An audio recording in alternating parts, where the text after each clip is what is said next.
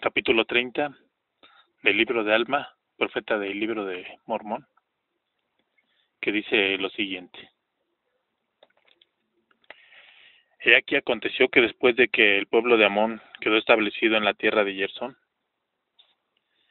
sí, también después de que los lamanitas fueron arrojados del país y sus muertos fueron sepultados por la gente de esa tierra, y no fueron contados sus muertos por ser tan numerosos, ni tampoco lo fueron los de los nefitas. Aconteció que después de que hubieron sepultado a sus muertos, y también después de los días de ayuno, de llanto y de oración, y fue durante el año 16 del gobierno de los jueces sobre el pueblo de Nefi, empezó a haber continua paz sobre la tierra. Sí, y el pueblo se esforzaba en guardar los mandamientos del Señor, y obedecía estrictamente las ordenanzas de Dios según la ley de Moisés, porque se le enseñaba a observar la ley de Moisés hasta que fuese cumplida. Así que no hubo disturbios entre el pueblo en todo el año 16 del gobierno de los jueces sobre el pueblo de Nefi. Y sucedió que a principios del año 17 del gobierno de los jueces hubo continua paz. Pero sucedió que a fines del año 17 llegó un hombre a la tierra de Zarahemla, y era un anticristo, porque empezó a predicar el pueblo contra las profecías que habían declarado los profetas acerca de la venida de Jesucristo. Pues no había ley alguna contra la creencia de ningún hombre, porque era expresamente contrario a los mandamientos de Dios que hubiera una ley que colocara a los hombres en posición desigual. Porque así dicen las Escrituras: escogeos hoy a quien sirváis. De modo que si un hombre deseaba servir a Dios tenía el privilegio, o más bien si creía en Dios tenía el privilegio de servirlo. Pero si no creía en él, no había ley que lo castigara. Mas si asesinaba, era castigado con la pena de muerte. Y si robaba, también se le castigaba. Y si hurtaba, también era castigado. Y si cometía adulterio, era también castigado. Si por todas estas iniquidades se le castigaba. Porque había una ley de que todos los hombres debían ser juzgados según sus crímenes. Sin embargo, no había ninguna ley contra la creencia de un hombre. Por tanto, era castigado solo por los crímenes que hubiese cometido. Por tanto, todos se hallaban en posición igual.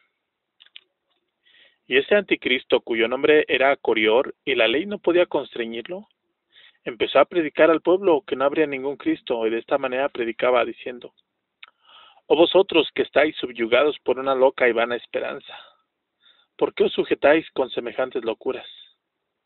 ¿Por qué esperáis a un Cristo? Pues ningún hombre puede saber acerca de lo porvenir. Y aquí estas cosas que llamáis profecías, que decís que las transmiten los santos profetas, he aquí no son más que insensatas tradiciones de vuestros padres. ¿Cómo sabéis que son ciertas?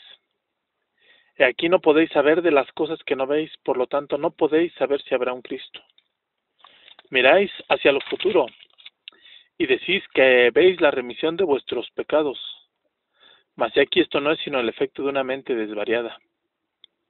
Y este trastorno mental resulta de las tradiciones de vuestros padres, que os inducen a creer en cosas que no existen.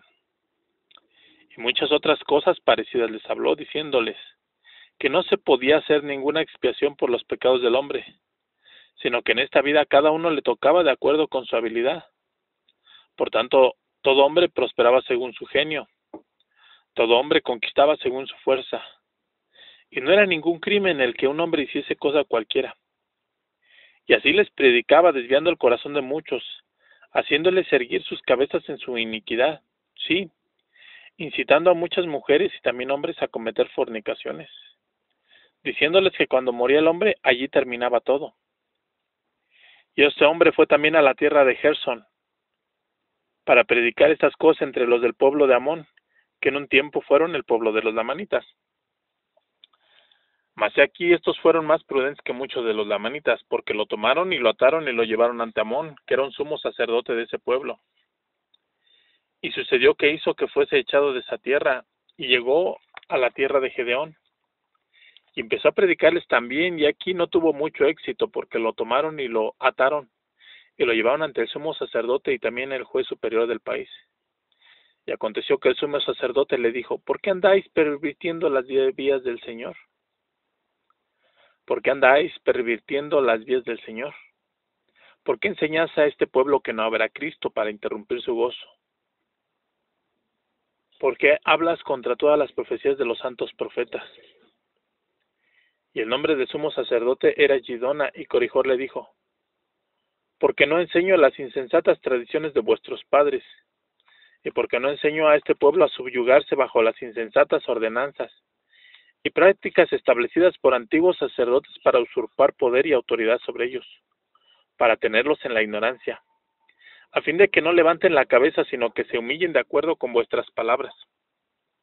Decís que este es un pueblo libre. He aquí os digo que se halla en el cautiverio. Decís que estas antiguas profecías son verdaderas. He aquí os digo que no sabéis si son verdaderas. Decís que este es un pueblo culpable y caído a causa de la transgresión de un padre. He aquí os digo que un niño no es culpable por causa de sus padres. También decís que Cristo vendrá. Mas he aquí os digo que no sabéis si habrá un Cristo. Y también decís que será muerto por los pecados del mundo. Y así lleváis a este pueblo en pos de las insensatas tradiciones de vuestros padres y conforme a vuestros propios deseos.